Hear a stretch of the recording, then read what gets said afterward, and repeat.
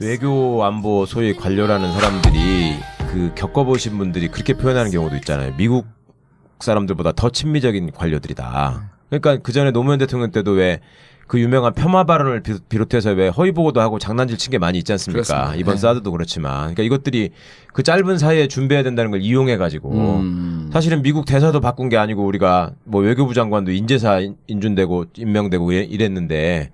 그 사이에 무슨 장난질을 했을까 걱정되는 거예요, 사실은. 예전에 노무현 대통령 미국 가셨을 때도 무슨 뭐 엘리베이터 앞에다가 일부러 뭐 1분 정도로 시간을 지체시켜갖고 세워놨고 일종의 군기작거리 했다는 뭐 이런 식의 소문들이 있었는데 트럼프는 더더욱 이게 무식하고 무례한 사람이니까 뭔 짓을 할지 모르고 우리나라 관료들도 사실은 저는 솔직히 못 믿겠어요. 그동안에 외교부가 한 짓거리를 보면.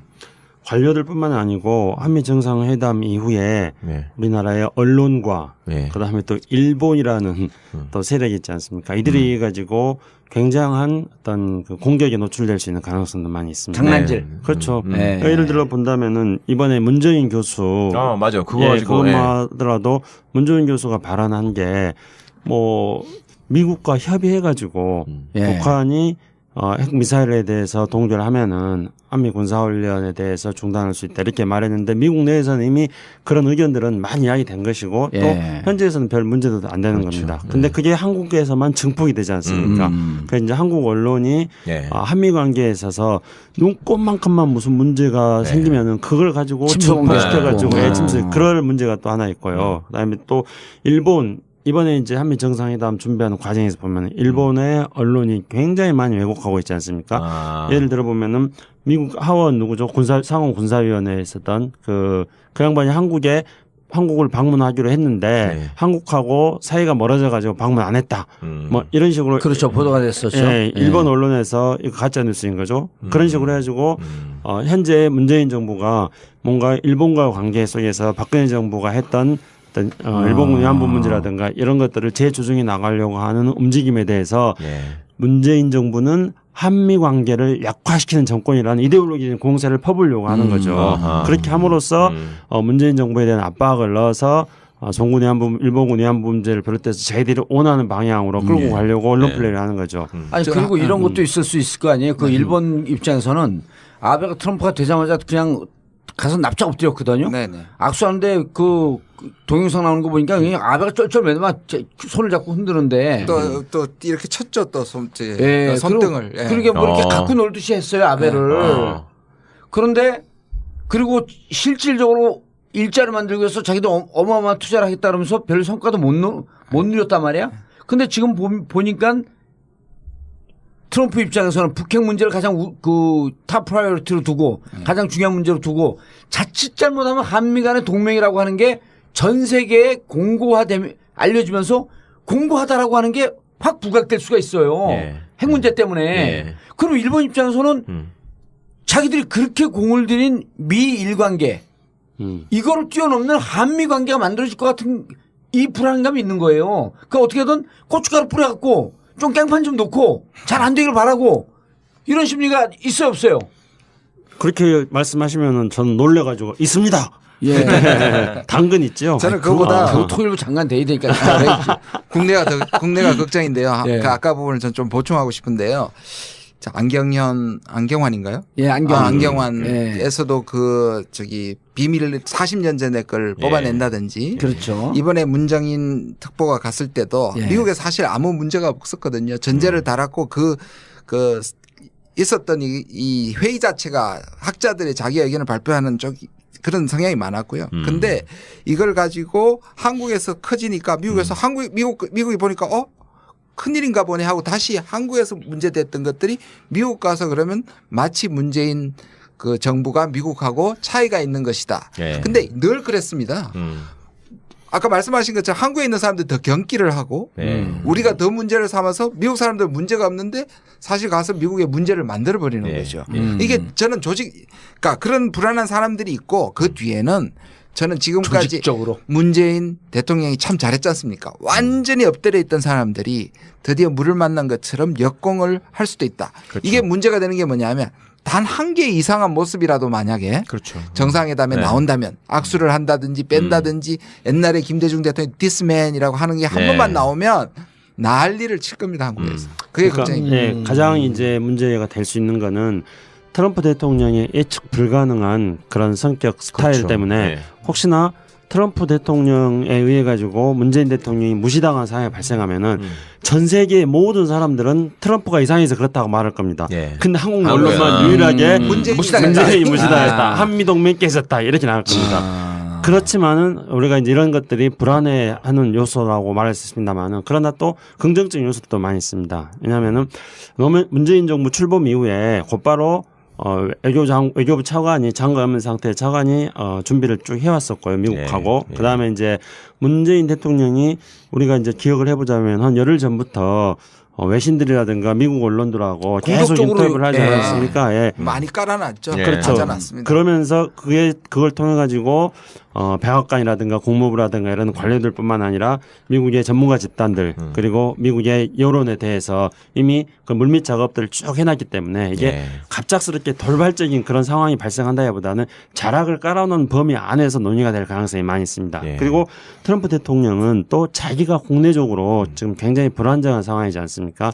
그렇기 때문에 오히려 트럼프 대통령 입장에서 본다면은 동맹과의 관계를 불안하게 만드는 그래서 국내적 불안과 이렇게 같이 겹치는 이런 현상을 만드는 것보다 특히 이제 오바마 정부 때 북한 문제를 잘못 풀었는데 이번에 북한 문제를 잘 품으로써 또 자기 국내적인 어려움을 또 극복해 나가는 이런 식으로 사고할 가능성도 있습니다. 예. 그렇기 때문에 아까 앞에 이제 여러 가지 부정적인 요소들 말씀했습니다만 그러나 또 긍정적으로 될 수 있는 여지도 많이 있다는 것을 조금 덧붙입니다. 그러니까 트럼프가 오바마하고 차별화하고 또 흔들리는 자기 정권 기반을 유지하기 위해서 네. 북한 카드를 어떻게든 활용하려고 할 것이고 예. 그러니까 오바마도 해결 못한 건 나는 해결했다라고 생색을 낼 수 있는 기회가 될 수도 있기 때문에 예. 그렇죠. 그거는 이미 그렇게 나가고 있는데 굳이 예. 이제 용어를 만들어 보자면은 그러니까 anything but 오바마인 거죠. 그러니까 그렇죠. 오바마가 네. 반대로만 하겠다는 겁니다. 네. 그래서 실제로 그렇게 하고 있는 게 파리 기후 변화 협정 탈퇴를 했죠. 탈퇴. 예. 그다음에 이란과의 핵 협상 문제에 대해서 지금 원점을 돌리고 있고 TPP도 그렇게 하고 있고 쿠바도 하고 있고 그다음 나프타. 예.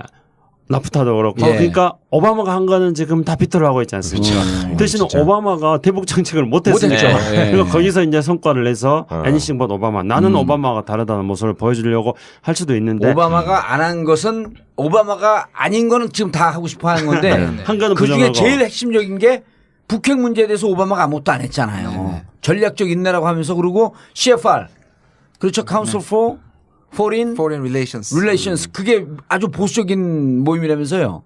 보수야 좀 중도적이죠. 전직구. 중도 보수 쪽이죠. 예. 근데 거기에서도 오바마는 실패했다. 대북 정책은. 그러면서 여기에서 주장한 게 문정인하고 똑같은 얘기를 한 거예요. 오히려 한 발 더 나가갖고 예. 핵 실험을 중단한다면 식량까지 제공하겠다 그랬어요. 거기서는. 그렇죠, 맞습니다. 근데 이제 문정인이 이번에 그 얘기를 하니까 식량 중단 공급 얘기도 하지 않고 군사훈련을 축소할 수 있다. 축소를 검토할 수 있다. 전략자산. 2010년 전까지는 전략자산이 안 그렇죠. 왔거든요. 근데 2010년형 이전으로 돌아가자. 그러니까 그 얘기를 문정인이 하니까 이게 네. 난리들 핀 거 아니야. 그 미국 보수 집단들은 그 얘기를 하고 있었는데. 그리고 무슨 뭐 사드 필요 없으면은 뭐 우리가 다시 가져가겠다 뭐 이런 얘기도 가짜 뉴스라면서요. 보도됐던 거 안 보셨어요? 미국에서 그렇게 했다는 거요. 미국에서 그렇게 당연히 얘기했다는 거. 가져. 그리고 이제 그것뿐만 아니고요. 지금 우리 언론에서 막 증폭시키고 있는 게 사드 문제를 잘못 풀면은 미국은 주한미군 철수 카드를 뽑아든다. 예. 이렇게 하고 그렇죠. 있지 않습니까? 이거는 미국 정부의 생각도 아니고요. 물론 이제 트럼프가 선거 때는 그렇게 말한 적이 있었습니다. 근데 그 이후에 트럼프 정부 출범 이후에는 미국 정부에서는 당연히 그런 얘기 안 나오죠.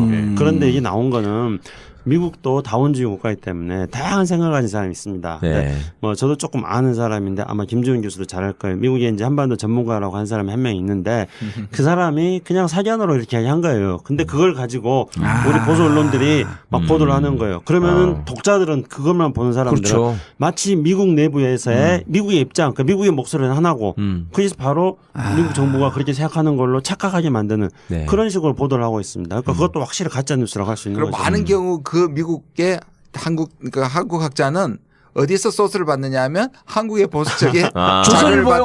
조선일보에서 받아가지고 나쁜 놈들 하여튼 과거에 그 조선일보에 또 가봤더니 내가 직접 가봤더니 가고 미국 그 차관 이런 애들하고 대화했잖아요. 그 우리나라 조선일보, 동아일보 제일 많이 조선일보 많이 보더라니까. 그리고 그 조선일보에 또 정보를 주는 쪽이 누구냐면 국정원입니다. 과거에. 그래서 조선일보는 그런 것들을 많이 갖고 있습니다. 아주 악의적으로 네. 가공된 정보를 조선일보에 주면 이 조선일보가 미국에 있는 반환학자 또는 거의 친일이죠. 친일 학자들한테 주면 그 사람들이 또 얘기를 하면 우리가 그걸 다시 받아 적어가 뻥튀기 하는 거죠. 외국의 무슨 권위자가 얘기한 것처럼. 아니 그러니까 나는 다른 거 다 떠나서 정말 나 좀 창피해 죽겠는 게 필리핀에서 두테르테가 너네 그런 식으로 하면 나는 중국하고 그냥 할 거야 이렇게 하니까 찍소리 못하잖아요. 그러면. 아니 필리핀은 미국 식민지였는데도 그렇고 나라 수준이 지금 우리하고 비교할 수가 없는데도 그러는데. 아니 미 해군기지 빼라 그러면 어떡할 거야 진짜 두테르테가. 나 진짜. 우리 문 대통령은 그렇게 하시면 아니 그렇게 안 하실 텐데. 아니옵니다. 아니 트럼프는 사드에 대해서나 미국의 대중국 정책이나 대아시아 정책에 관심이 없어요. 그냥 브리핑 받는 정도란 말이에요. 네. 그러니까 사드를 반드시 한국에서 오히려 우리가 심지어 이렇게 할 수도 있습니다. 우리가 그냥 가가지고 사오면 더 좋아할 사람이지. 미국은 이걸 해가지고 한미를 묶고 대중 봉쇄를 한다는 장기적인 군부의 전략이 있는 거죠. 근데 트럼프는 그게 관심이 없어요. 그러니까 우리 뭐냐면 트럼프와 이 군부들과는 생각이 완전히 지금 다른 거예요. 네. 그러니까 어떤 의미에서 우리는 트럼프를 꼬셔가지고 이런 장기적인 이 한미일 이 삼각동맹을 통해서 중국하고 대결하는 것들 오히려 막는 것이 필요하다는 결론이 나오게 되는 거죠. 그러니까 트럼프의 의도가 미국 전체 의도가 아닌데 굉장히 역설적으로 트럼프가 훨씬 더 설득하기가 쉬운 거죠. 아니, 그러니까 나는 이게 그 정상회담 앞두고 이게 촉이 막 발동이 되는데 이상하게 느낌이 잘 될 것 같은 거예요. 트럼프가 의외로 많은 정보를 안 갖고 있는 게 우리한테 좋은 거예요. 그 한번 전망을 해보세요. 김정인 교수가 이번에 난 강론 얘기는 안 할 것 같아요. 저도 그렇습니다. 강론이 안 나왔다고 해서 이 기대하지 못한 그러니까 기대보다 나쁜 성과라고 얘기할 준비가 돼 있는 보수 언론지들이 있을 것 같은데요. 이번에는 그래서 우리가 지금 촉이 맞다고 얘기하시고 긍정적인 낙관적인 전망을 하는 건 좋은데 그게 마치 사드라든지 북핵 문제에 대한 거대한 합의라든지 뭐 그건 아닌 거죠. 그거는 그렇게까지 기대할 것은 아니라고 보고요. 아니, 그러니까 이번에는 신뢰를 쌓아놓고 그다음에 그 이후로 차근차근 사드 문제도 얘기를 해야 되고 북핵 문제 얘기를 해야 되고 아니 이게 60년 동안 북핵 문제는 남북관계는 해결이 안 된 거 아니에요. 그게 한 방으로 어떻게 빵 해결이 돼. 오히려 보수 언론에서 나는 지금 보면서 그 긍정적으로 처음에 장밋빛을 애들이 깔아놓으면 더 위험해요. 이거 씹는 게 차라나 장밋빛 깔아놓고 막상 가보니까 빈손으로 돌아오다. 이게 기사예요. 네, 맞습니다.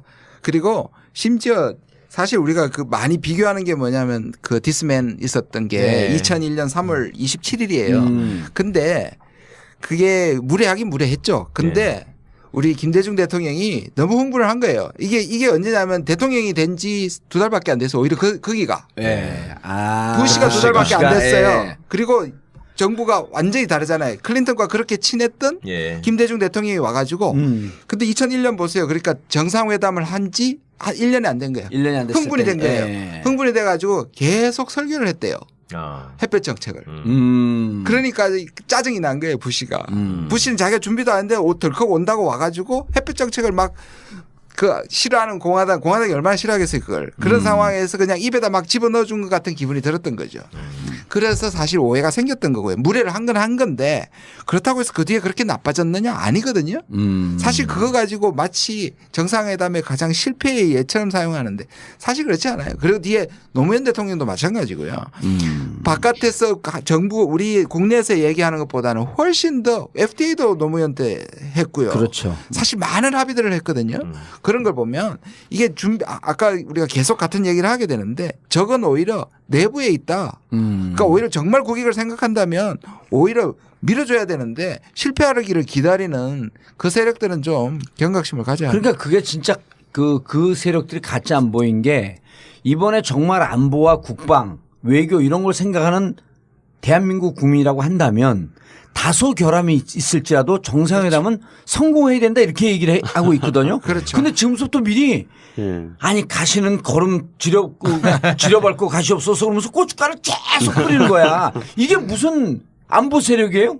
이게 무슨 국방 세력이야? 말도 안 되는 거지. 진짜 이해가 안 가는 나쁜 놈들이야 정말. 아 진짜 이해가 안 되는 놈들이에요. 앞뒤가 없어 이 자식들은. 아니 이게 대한민국 쇼트 나쁜 짓만 하고. 쇼트의 감독이랑 똑같은 거야.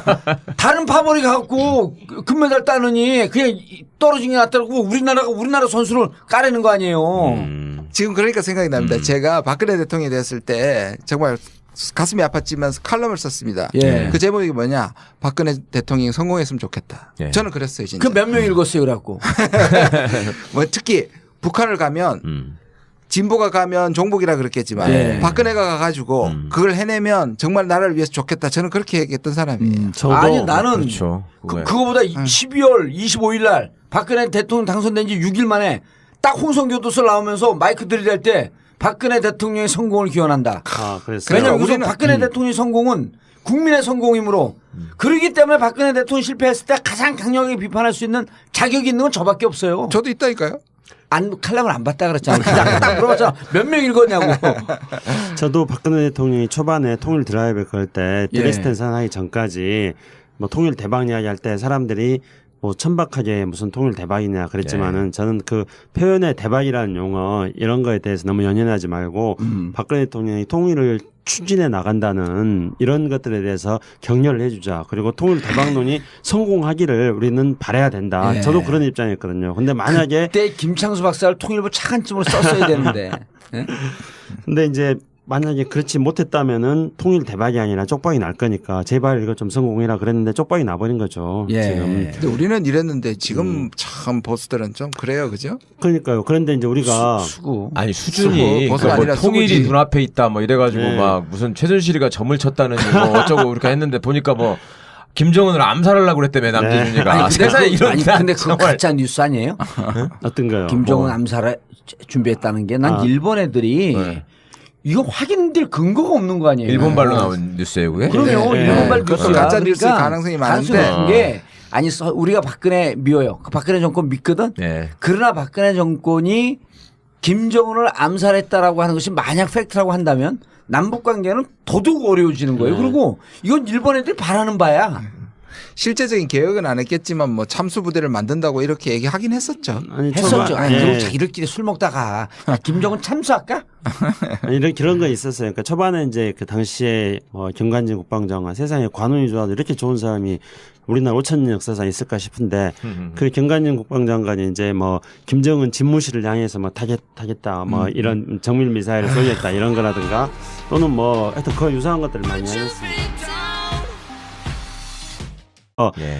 문재인 정부는 한미 관계를 약화시키는 정권이라는 이데올로기적인 공세를 퍼부려고 하는 거죠. 아하. 그렇게 함으로써 문재인 정부에 대한 압박을 넣어서 종군 위안부, 일본군 위안부 문제를 비롯해서 저희들이 원하는 방향으로 끌고 가려고 언론 플레이를 하는 거죠. 아니 그리고 이런 것도 있을 수 있을 거 아니에요. 그 일본 입장에서는 아베가 트럼프가 되자마자 그냥 가서 납작 엎드렸거든요. 네네. 악수하는데 그 동영상 나오는 거 보니까 그냥 아베가 쩔쩔매다만 손을 잡고 흔드는데. 또 이렇게 쳤죠, 또 예, 손등을. 그리고 그러게 뭐 이렇게 갖고 놀듯이 했어요 아베를.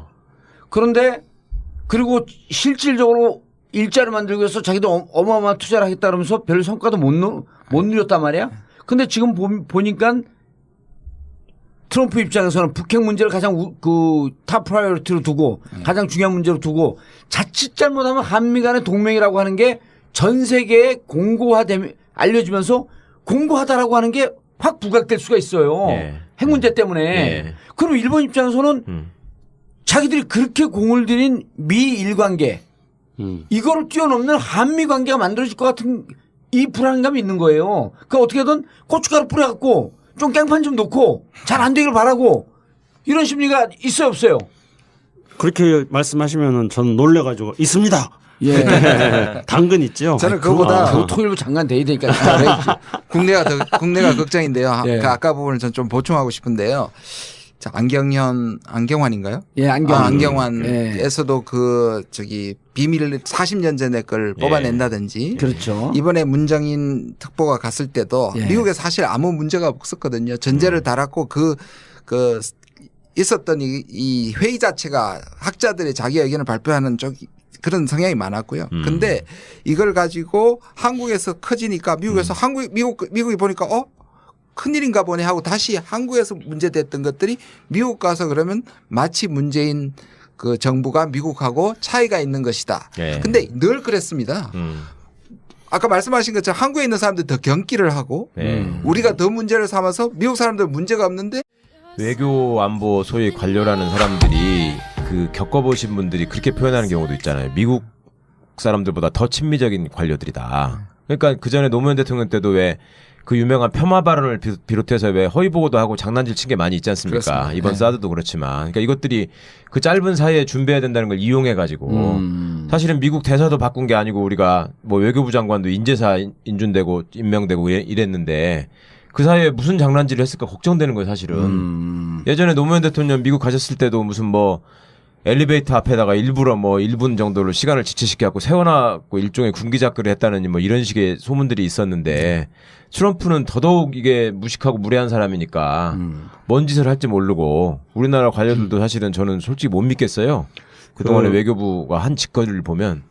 관료들뿐만 아니고 한미 정상회담 이후에 네. 우리나라의 언론과 네. 그다음에 또 일본이라는 또 세력이 있지 않습니까? 이들이 가지고 굉장한 어떤 그 공격에 노출될 수 있는 가능성도 많이 있습니다. 장난질. 네. 그렇죠. 네. 그러니까 예를 들어 본다면은 이번에 문재인 교수, 맞아. 그거 예, 가지고. 그것만 하더라도 문재인 교수가 발언한 게 뭐 미국과 협의해가지고 예. 북한이 핵 미사일에 대해서 동결하면은 한미 군사훈련에 대해서 중단할 수 있다 이렇게 말했는데 미국 내에서는 이미 그런 의견들은 많이 이야기된 것이고 예. 또 현지에서는 별 문제도 안 되는 겁니다. 근데 그게 한국에서만 증폭이 되지 않습니까? 그래서 이제 한국 언론이 네. 한미 관계에 있어서 눈꽃만큼만 무슨 문제가 생기면은 그걸 가지고 증폭시켜가지고 침수 그럴 문제가 또 하나 있고요. 그다음에 또 일본 이번에 이제 한미 정상회담 준비하는 과정에서 보면 일본의 언론이 굉장히 많이 왜곡하고 있지 않습니까? 예를 들어 보면은 미국 하원 누구죠? 상원 군사위원회에 있었던 그 양반이 한국을 방문하기로 했는데 한국하고 사이가 멀어져 가지고 방문 안 했다. 뭐 이런 식으로 그렇죠. 보도가 됐었죠. 예, 일본 언론에서 이거 가짜 뉴스인 거죠. 그런 식으로 해가지고 현재 문재인 정부가 뭔가 일본과 관계 속에서 박근혜 정부가 했던 일본 위안부 문제라든가 이런 것들을 재조정해 나가려고 하는 움직임에 대해서 사실 가서 미국에 문제를 만들어 버리는 거죠. 이게 저는 그러니까 그런 불안한 사람들이 있고 그 뒤에는 저는 지금까지 조직적으로. 문재인 대통령이 참 잘했지 않습니까? 완전히 엎드려 있던 사람들이 드디어 물을 만난 것처럼 역공을 할 수도 있다. 그렇죠. 이게 문제가 되는 게 뭐냐면 단 한 개의 이상한 모습이라도 만약에 그렇죠. 정상회담에 나온다면 악수를 한다든지 뺀다든지 옛날에 김대중 대통령이 디스맨이라고 하는 게 한 번만 나오면 난리를 칠 겁니다. 한국에서. 그게 걱정입니다. 네, 가장 이제 문제가 될 수 있는 거는 트럼프 대통령의 예측 불가능한 그런 성격 스타일 그렇죠. 때문에 혹시나 트럼프 대통령에 의해 가지고 문재인 대통령이 무시당한 상황이 발생하면은 전 세계의 모든 사람들은 트럼프가 이상해서 그렇다고 말할 겁니다. 근데 한국 언론만 유일하게 문재인이 무시당했다. 한미동맹 깨졌다. 이렇게 나올 겁니다. 그렇지만은 우리가 이제 이런 것들이 불안해하는 요소라고 말할 수 있습니다만은 그러나 또 긍정적인 요소도 많이 있습니다. 왜냐하면은 문재인 정부 출범 이후에 곧바로 외교부 차관이 장관 없는 상태의 차관이 준비를 쭉